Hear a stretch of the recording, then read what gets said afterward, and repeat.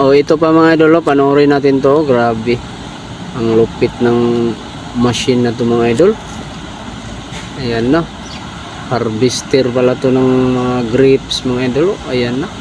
Inapasok lang sa loob ng machine, tapos ayan na, sinishake-shake pa yung mga grapes para matanggal yung mga dumi. Ayan no. Grabe, ang galing talaga sa ibang bansa mga idol. Ayan po yung mga grapes, oh.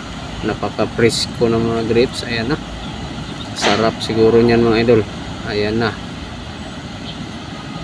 Ayan yung machine na taga-harvest mga idol, oh.